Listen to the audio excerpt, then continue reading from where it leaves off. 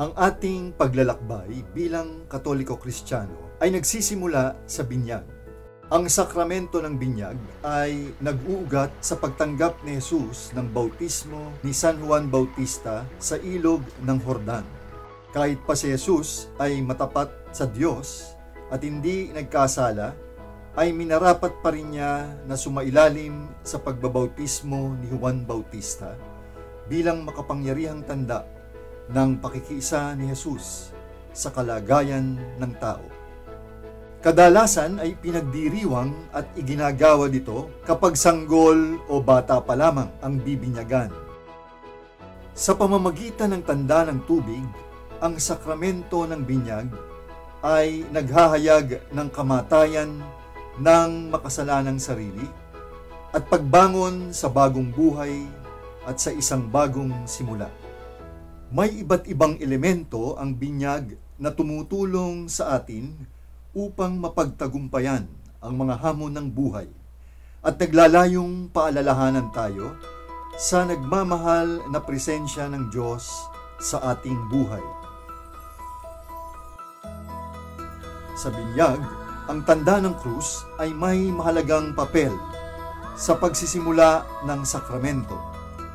Ang tanda ng krus ay ginagawa ng pari sa noo ng bibinyagan upang ihayag ang pagsisimula ng individual sa pananampalatayang Kristiyano-Katoliko. Sinasagisag ng krus ang pagtanggap sa kagandahang loob, pag-iingat at pagpapala ng Diyos at nagsisilbing paalaala ng pagkakakilanlan niya bilang tagasunod ni Kristo.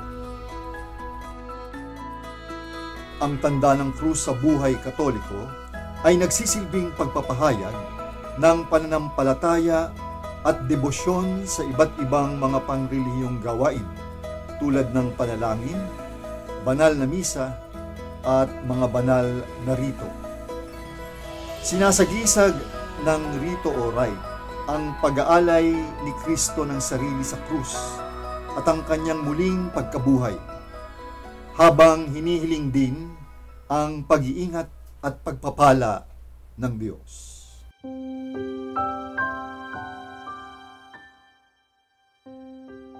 Ang pagbabasa ng banal na kasulatan ay nagpapayaman sa pagdiriwang ng sakramento sa pamamagitan ng pagpapahayag ng diwa ng mga pagpapahalagang Kristiyano at ang implikasyon ng pagsasabuhay ng buhay na nakaugat kay Kristo. Ang mga banal na salitang ito ay naghahandog ng karunungan, kaaliwan at inspirasyon sa mga nagkakatipong tagasunod ni Kristo. Sa pamamagitan ng banal na kasulatan, ang mga Katoliko ay pinaalalahanan na isabuhay at pangatawanan ang mga turo ni Kristo sa araw-araw at tunay na makiisa sa kanyang misyon. Ang eksorsismo o pagtataboy ng kapangyarihan ng kasamaan at ang pagpapahid ng banal na langis ay may kaakibat na mga panalangin na sumasamo sa Diyos na ingatan sa masama ang bibinyagan.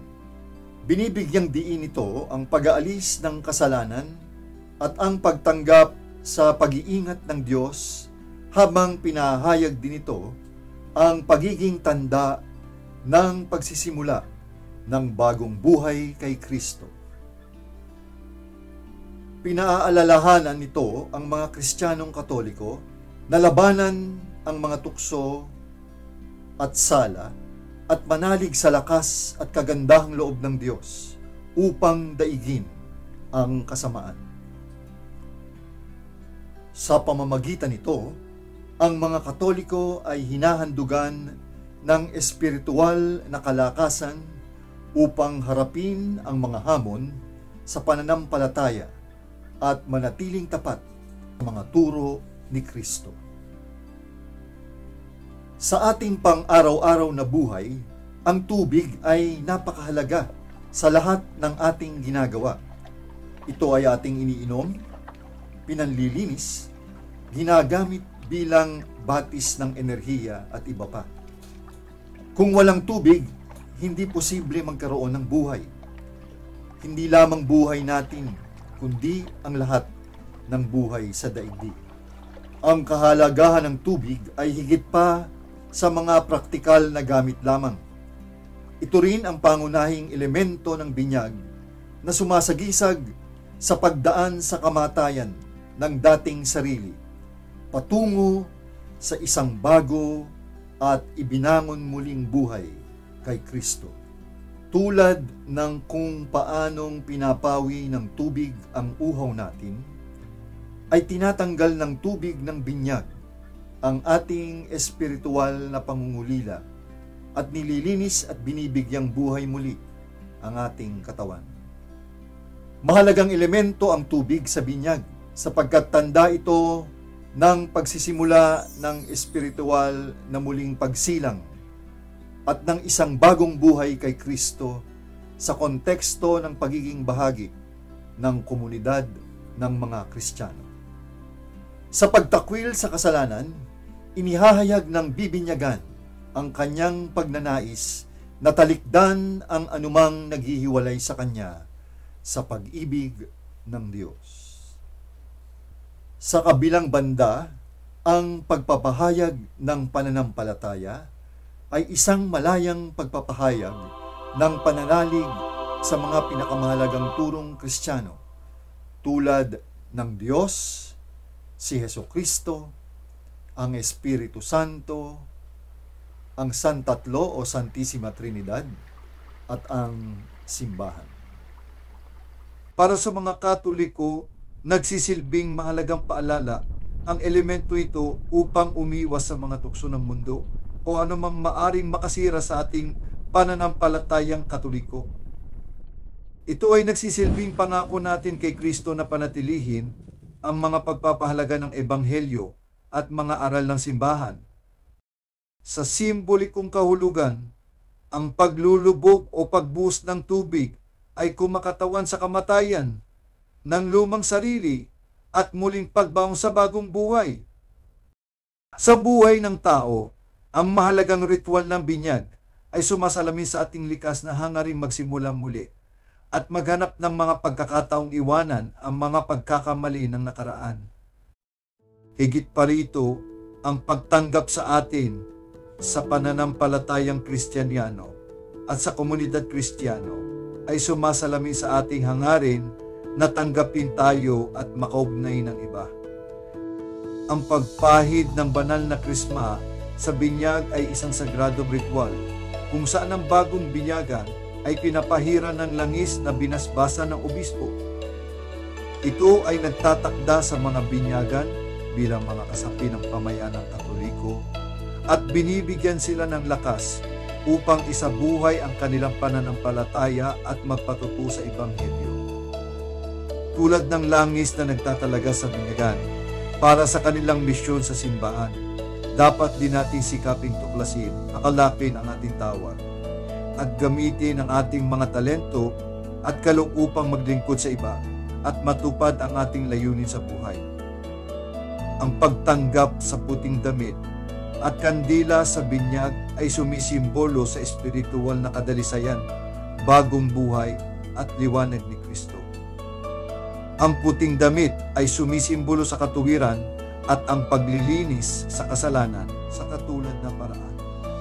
Ang kandilang pambinyag ay sumisimbolo sa liwanag ni Kristo na nagbibigay liwanag at nag-aalis ng kadiliman at kamangmangan. Kung paanong ang puting damit ay kumakatawan sa kadalisayan at sa bagong simula, maari tayong magsikap na harapin ang bawat araw ng may bagong pananaw.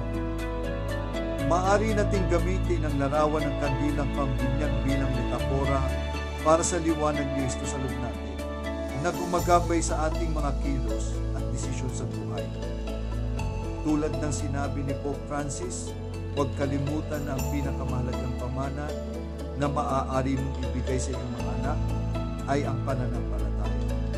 Sikapin mong tiyakin na ito ay hindi mawawala, na alagaan mo ito at iwanan ito bilang pamana Binibigyan din ito ang mahalagang papel ng mga magulang sa paghubog ng espiritual na buhay ng kanilang mga anak. Ang binyag ay parang pagsali sa isang malaking pamilya, ngunit hindi ito basta-basta pamilya. Ito ay ang pamilyang Kristiyano. Kapag tayo ay nabinyagan, nagiging bahagi tayo ng isang bagay na mas malaki at higit pa kaysa sa ating mga sarili.